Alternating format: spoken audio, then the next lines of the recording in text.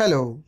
Electrostatics या आपल्या 8व्या चॅप्टरचं आजचं हे 11वं सेशन आणि याच्या सेशनमध्ये आपण बघणार आहोत potential energy of a dipole in an external field.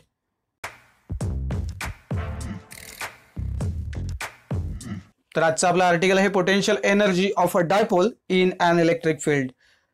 अर्थात या ठिकाणचं जे इलेक्ट्रिक फील्ड आहे हे एक्सटर्नल इलेक्ट्रिक फील्ड असणार आहे आणि पोटेन्शियल एनर्जी आपल्याला कशाची काढायची यावेळेला तर डायपोलची काढायची आहे. सो यासाठी आपल्याला काय करावं लागेल तर एक डायपोल कन्सिडर करावं लागेल आणि या डायपोलच्या दोन एंडला चार्जेस आपण जे पुटअप करणार आहोत याच्यामधला एक जो चार्ज असेल तो आपण पॉझिटिव्ह ठेवू.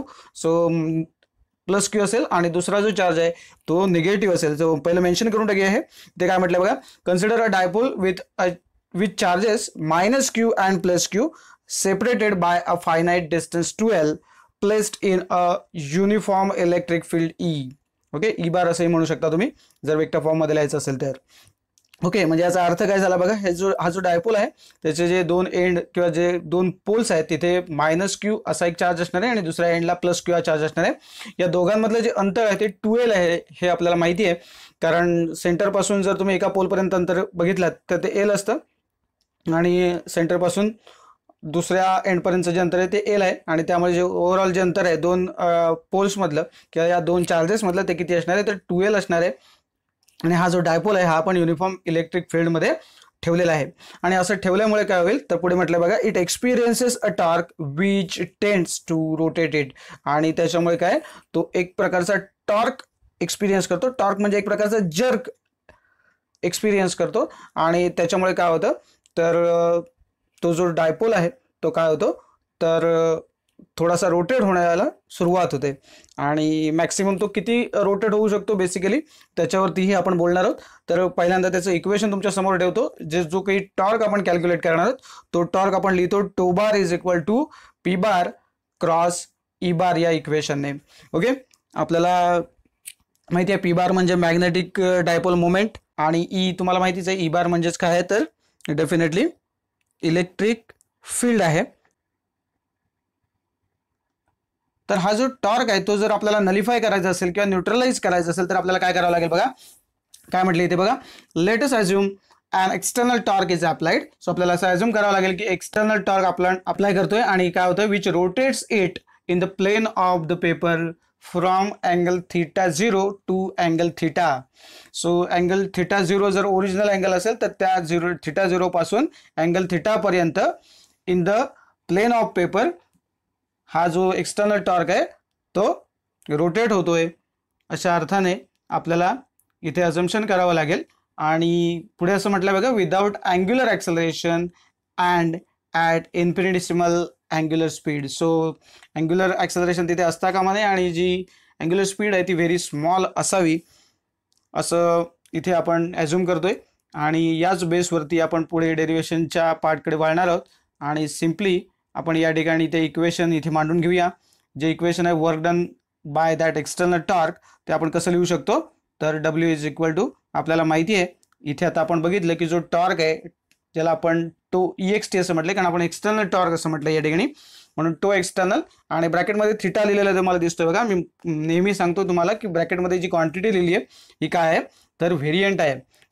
काय होतंय की डेफिनेटली थीटाप्रमाणे काय होतंय तर जी टॉर्क एक्सटर्नलची किंवा टो एक्सटर्नलची जी व्हॅल्यू आहे ती त्याच्यावरून चेंज होणार आहे. असं ॲक्च्युली जे इक्वेशन आहे ते काय आहे टो इंटू डी थीटा एवढंच आपल्याला अपेक्षित आहे. हा जो थीटा आहे हा काय मल्टिप्लायर नाही हे लक्षात ठेवा फक्त. So as a theta changes to external also changes एवढंच आपल्याला म्हणायचं आहे. जे लिमिट्स टाकलेत आपण इंटिग्रेशनची ते लिहिलीत आपण थीटा 0 टू थीटा, कारण आपण असं मगाशीच मेन्शन केलंय की जो अँगल आहे तो थीटा 0 इनिशियल जो अँगल आहे तो थीटा 0 आहे असं आपण मानूया आणि तो थीटापर्यंत जातोय. ओके, आणि मगाशीच आता आपण लिहिलं टो एक्सटर्नलसाठी जी इक्वेशन आहे ती आपण इथे लिहून टाकूया. डी थीटा फक्त आपला तिथेच राहील. सो ती जी व्हॅल्यू आता आपण ऑप्टेन केली टो एक्सटर्नलची ती काय होती तर P into E into sine theta ती व्हॅल्यू आहे ती इथे सबस्टिट्यूट करूया. मी आता इथे काही लिहित बसत नाही आणि थेट काय जे इक्वेशन आहे त्याच्यामध्ये हे सबस्टिट्यूट करून टाकतो आणि इक्वेशन तुमच्या समोर आहे बघा. टो एक्सटर्नलच्या ऐवजी मी काय लिहिलं इथे P into E sine theta into D theta. Okay, so या ठिकाणी पी आणि ई हे काय असणार आहेत तर डेफिनेटली कॉन्स्टंट असणार आहेत. सो इंटिग्रेशन साइनच्या बाहेर आपण ते घेऊ शकतो मग राहिलं काय तर simply sine theta D theta हे फक्त या ठिकाणी शिल्लक राहील. आणि इंटिग्रेशनच्या फॉर्मॅटमध्ये आपण हे बघितले, बरोबर आहे. मॅथमॅटिक्समध्ये पण हे फॉर्म्युले आपण बघितलेत इसेन्शियल फॉर्म्युल्यामध्ये. आणि फॉर्म्युला काय आहे, इंटिग्रेशन साइन थिटा काय असतो तर मायनस कॉस थिटा असतो. सो तिथे व्हॅल्यू टाकून घेऊया, मायनस कॉस थिटा करूया. आणि जे इंटिग्रेशनचं जे लिमिट आहे फ्रॉम थिटा 0 टू थिटा ते सुद्धा इथे सबस्टिट्यूट करून टाकूया. सो या पद्धतीने हे इक्वेशन जे आहे ते तुम्हाला अशा प्रकारे दिसेल. पीई लिहिले आणि जो मायनस कॉस थिटा होता तुम्हाला इथे दिसतंय की हे बघा इथे थिटा 0 हे लोअर लिमिट आहे आणि अप्पर लिमिट थिटा आहे. हे जर थोडंसं तुम्ही या ही जी हा जो ब्रॅकेट आपल्याला दिसतोय त्याच्या तळाशी आणखीन थोडंसं खाली लिहिलं आणि हा थिटा थोडा अजून वरती लिहिला तरी काही हरकत नाही. ओके, सो या पद्धतीने तुम्ही ते लिहू शकता. आणि त्याच्यामुळे आता आपल्याला माहिती आहे हे अप्पर लिमिट आणि लोअर लिमिट जर आपण टाकायचं म्हटलं तर काय होईल, पहिल्यांदा थिटाच्या जागेवर आपल्याला काय करावं लागेल, अप्पर लिमिट म्हणून थिटा सबस्टिट्यूट करावं लागेल आणि नंतरच्या ठिकाणी आपल्याला थिटा 0 सबस्टिट्यूट करायचं आहे. ओके, सो मायनस करायचं आहे आणि इथे ऑलरेडी मायनस आहे हे लक्षात घ्या पहिल्यांदा. ओके, सो सबस्टिट्यूशन आपण तसं करूया आणि मग काय होतं बघा, तर मायनस पीई आणि ब्रॅकेटमध्ये लिहिले मायनस कॉस थिटा, बरोबर.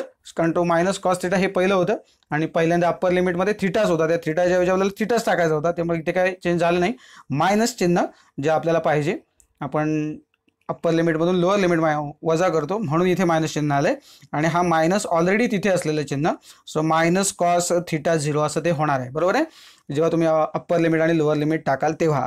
आता परिस्थिती इथे निर्माण काय होईल बघा, की इथे मायनस मायनस झालाय तो काय होईल पुढच्या स्टेपमध्ये आपण तो प्लस करून घेऊया. ओके, ते काही तुम्हाला वेगळं सांगण्याची काही गरज नाही. सो मायनस कॉस थिटा इथला मात्र मायनस तो मायनसच राहील, लक्षात घ्या.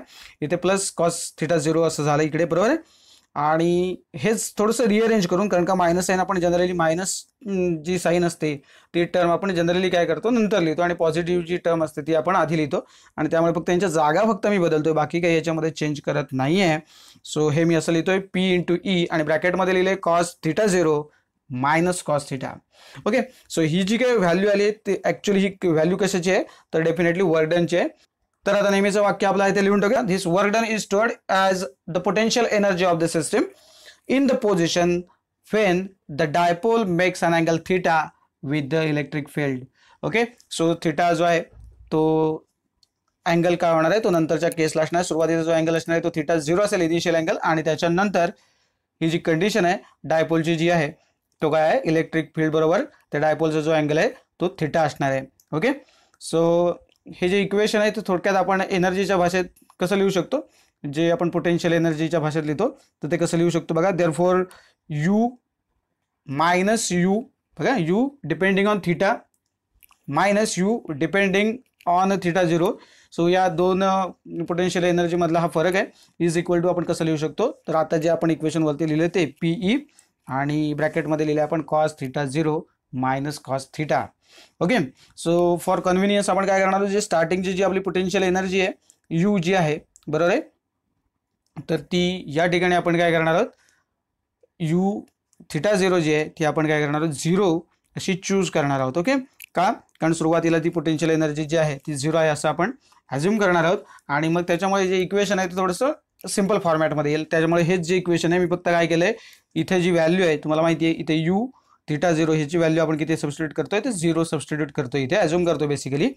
आणि म्हणून आपण हे जे इक्वेशन आहे ते असं या फॉर्मॅटमध्ये लिहितोय बघा. यू थिटा म्हणजे हेच इक्वेशन आहे बघा, बाकी काही बदल नाही. हे फक्त मायनस यू थिटा 0 जो होता तिथे 0 व्हॅल्यू झाल्यामुळे हे आपण या पद्धतीने असं लिहू शकतो.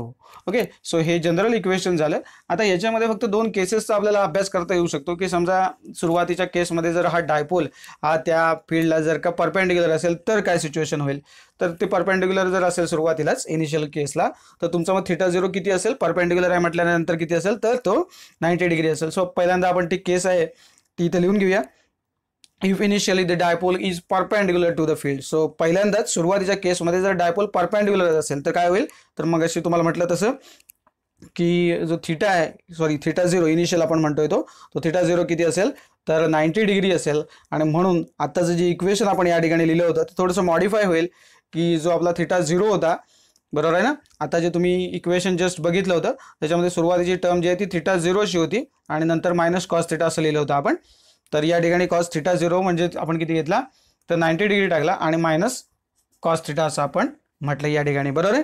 तर कॉस 90ची जी व्हॅल्यू आहे ती आपल्याला माहिती आहे, तो जो पुढचा थिटा आहे तो आपल्याला काही माहित नाही या ठिकाणी, बरोबर आहे.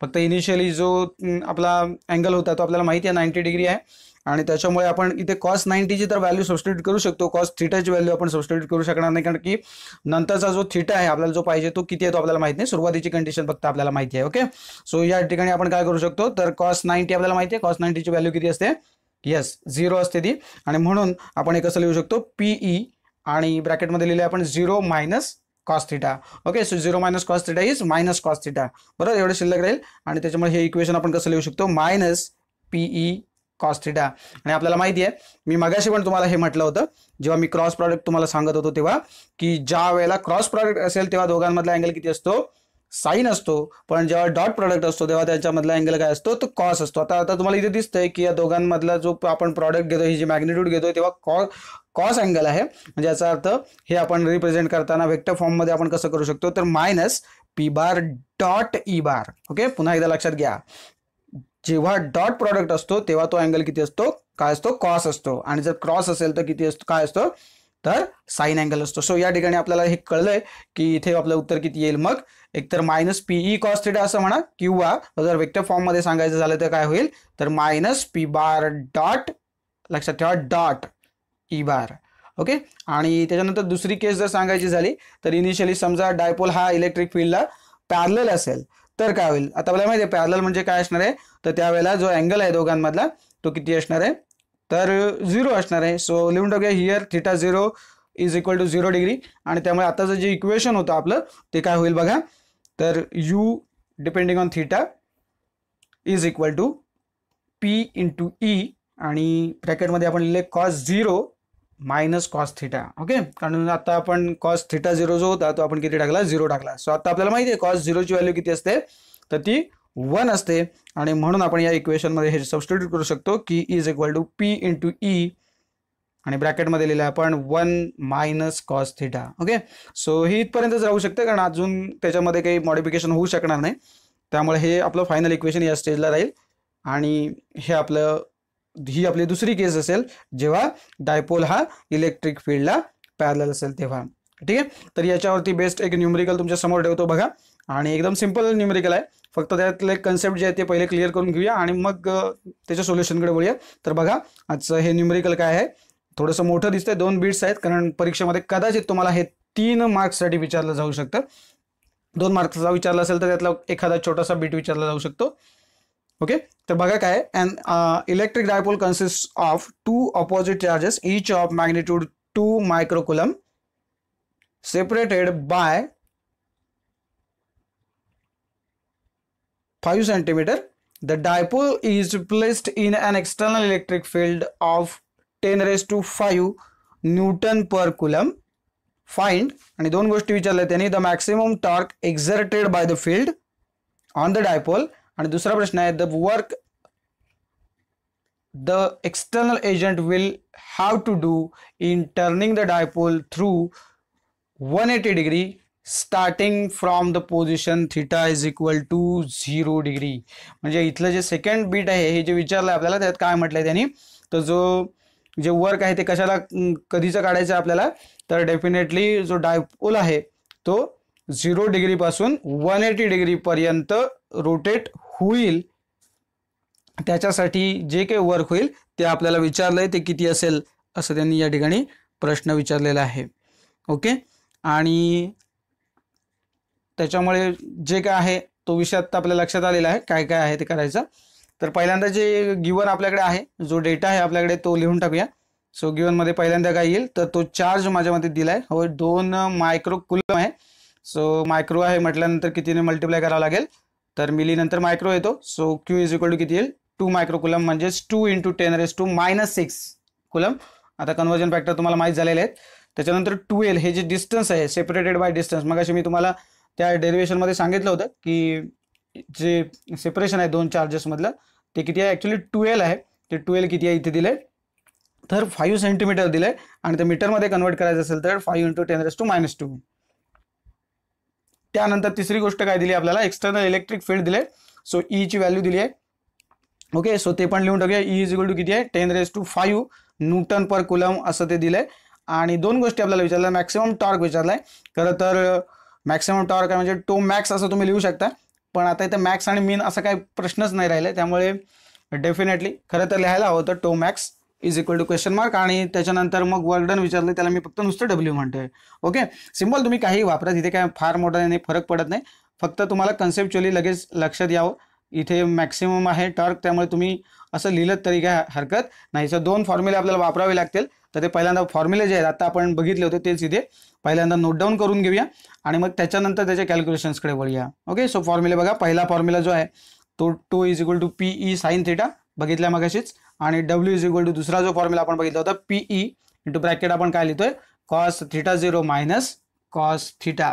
आता या दोन गोष्टींमध्ये कॅल्क्युलेशनसाठी पहिल्यांदा एक गोष्ट मी करून घेणार आहे, ही दोन्हीकडे कॉमन आहे म्हणून मी पहिल्यांदा करून घेतो. ह्याचं उत्तर अशी आत्ता ॲक्च्युली डायरेक्ट नाही, पण आपण वापरणार आहोत ही व्हॅल्यू, आणि इथे दोन्ही ठिकाणी बघा तुम्हाला पी दिसते. सो पीची व्हॅल्यू आपल्याला कॅल्क्युलेट करावी लागेल दोन्ही ठिकाणी.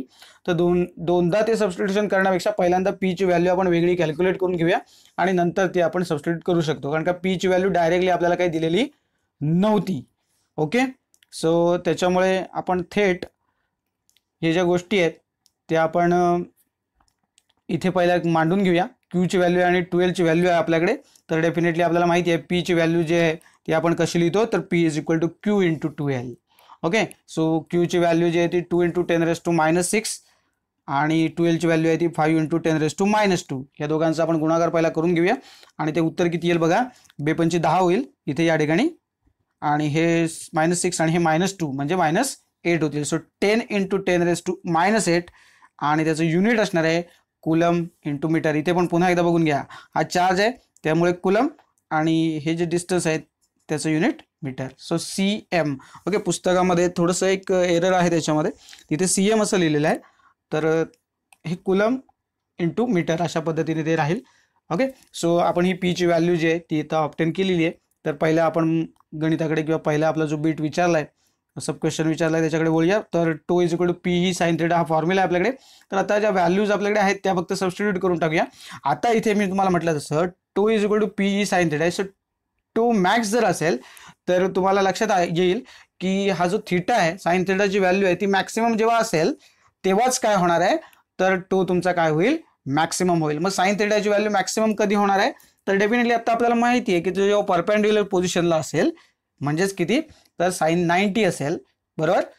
तर साइन 90चीच व्हॅल्यू काय होते, मॅक्सिमम येते, कारण जेव्हा तुम्ही पी इंटू ईला कुठल्या तरी एका नंबरने गुणणार आहेत ते मॅक्सिमम व्हॅल्यू तेव्हाच मिळणार आहे जेव्हा साइनची व्हॅल्यू किती होईल 1, कारण एरवी अदरवाईज काय होईल बाकीच्या अँगलला ती 1 पेक्षा कमी असणार आहे. सो टोची व्हॅल्यू कमी असणार आहे. सो टोची व्हॅल्यू मॅक्सिमम कधी होईल, जेव्हा साइन थिटाची व्हॅल्यू 1 होईल तेव्हा. सो मी काय करतोय, थेट इथे साइन थिटाची व्हॅल्यू 1 सबस्टिट्यूट करतोय, कारण आपण मॅक्सिममसाठी करतोय म्हणून.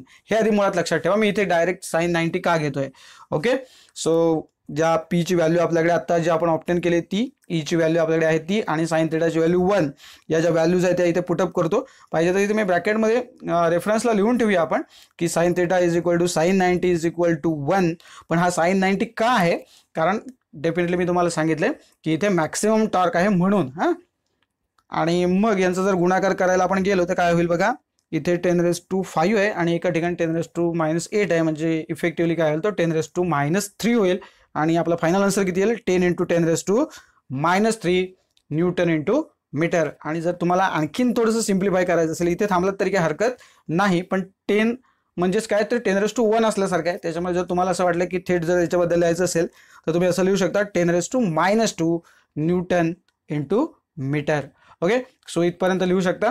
आणि त्याच्यानंतर आपला जो दुसरा जो फॉर्म्युला आपल्याकडे डब्ल्यू साठीचा, वर्क डन साठीचा, त्याच्याकडे आपण वळूया थोडंसं.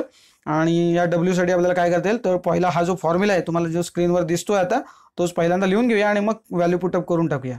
ओके, सो फॉर्म्युला मी इथे घेतलाय आणि इथे पीची व्हॅल्यू जी मगाशी आपण ऑप्टेन पहिल्यांदाच करून ठेवली होती, ईची व्हॅल्यू दिली होती, आणि त्या अँगलबद्दल त्यांनी म्हटलं होतं बघा की 180 डिग्रीपर्यंत जायला पाहिजे आणि इनिशियल किती होता तर 0 होता, असं त्या प्रॉब्लेममध्ये म्हटलंय. आणि म्हणून इथे आपण व्हॅल्यू पुटअप करताना काय करणार आहोत, थिटा 0 जो होता तो आपण काय करणार आहोत 0 लिहिणार आहोत, आणि कॉस थिटा किती लिहिणार आहोत तर 180 लिहिणार आहोत. ओके, सो या पद्धतीने पहिल्यांदा सबस्टिट्यूशन करून घेऊया. हे बघा 10 इंटू 10⁻⁻8 ही पीची व्हॅल्यू होती, ईची व्हॅल्यू होती 10⁻5 आणि मी ब्रॅकेटमध्ये लिहिले cos 0 minus cos 180 degree. Okay, आणि मग इथे थोडंसं आपल्याला इथे एक स्क्वेअर ब्रॅकेट टाकावं लागेल. त्याचं कारण असं की कॉस 180 ची व्हॅल्यू किती येते तर -1 येते आणि ऑलरेडी तिथे तुम्हाला दिसते इथे एक मायनस साईन आहेच. कॉस 0 ची व्हॅल्यू किती येते 1, पण कॉस 180 ची व्हॅल्यू येते -1. ओके, त्यामुळे इथे मायनस आणि हा मायनस असं ते होणार आहे. म्हणून आपल्याला एक ब्रॅकेट जे आहे ते थोडंसं वाढवून घ्यावं लागेल. हे बघा इथे या ठिकाणी मी बदल केलाय. इथे 10 घेतला, 10⁸8, इथे 10⁵5 होता. कॉस 0 ची व्हॅल्यू किती झाली 1, हे मायनस चिन्ह इथलं आलं आणि कॉस 180 ची व्हॅल्यू आली -1. सो 1 मायनस -1 असं मला इथे दाखवायचं होतं, म्हणून इथे मी ब्रॅकेट पुन्हा एक स्क्वेअर ब्रॅकेट ॲडिशनली टाकला या ठिकाणी. आणि मग हे 1 मायनस -1 म्हणजे 1 + 1 होईल, म्हणजे ते किती होईल 2 होईल. सो ते पण लिहून टाकूया. सो 10 × 10⁻⁸8 × 10⁵5 × 2 असं ते उत्तर आपल्याकडे आले. आणि मग जर यांचा गुणाकार करायचा झाला तर काय होईल 2 × 10 म्हणजे किती होईल 20, आणि यांचा जर गुणाकार करायचा झाला तर हा 10⁻³ होईल. सो उत्तर आपण कसं लिहू शकतो 20 × 10⁻³ जूल. ओके, एखाद्याला समजा असं वाटलं की ते 2 घ्यावं आपण आणि 2 × 10⁻² घ्यावं, तरी डेफिनेटली काय होईल तर याचं उत्तर जे आहे ते प्रॉपरली तुम्ही लिहू शकता. तर यानंतर बघूया आजचा होमवर्क काय आहे तुमच्यासाठी. समोर ठेवला आहे तुमच्या, वाचत बसत नाही मी. सेम सिच्युएशन आहे, तुम्हाला काय करायचं आहे फक्त या ठिकाणी ज्या व्हॅल्यूज आहेत त्या थोड्याशा फक्त बदललेल्या आहेत. त्याच्यामुळे जसं ते सोडवलं त्याच पद्धतीने सोडवायचं. तुम्हाला फार याच्यामध्ये काही ठेवलेलं नाही. अँगलसुद्धा मी 180 डिग्री आणि 0 ठेवले, त्याच्यामुळे इथे सुद्धा काही प्रॉब्लेम येणार नाही. तुर्तास आपण हे या पद्धतीने तुमच्याकडून सोडवून घेतोय. थोडीशी क्लिष्टता आपण जसं आपण पुढे जाऊ तसं तो जो क्वेश्चनचा फॉर्मॅट आहे तो थोडासा बदलू, कारण परीक्षेमध्ये सुद्धा काय होतं की एखाद ट्विस्ट त्याच्यामध्ये आलेली असते आणि डेफिनेटली मग काय होतं की तिथे ट्विस्ट आल्यामुळे मग प्रश्नाचा अर्थ कसा बदलतो आणि मग उत्तर कसं वेगळं द्यावं लागेल याचा विचार आपल्याला याच्यानंतर करता येईल. पण सध्या आपण बेसिक ज्या गोष्टी आहेत त्या आधी क्लिअर करण्यासाठी याच पॅटर्नवरती तुम्हाला हे न्यूमेरिकल सोडवायला दिले, ते सोडवा. नक्की ट्राय करा आणि ते तुम्हाला जमणार आहे.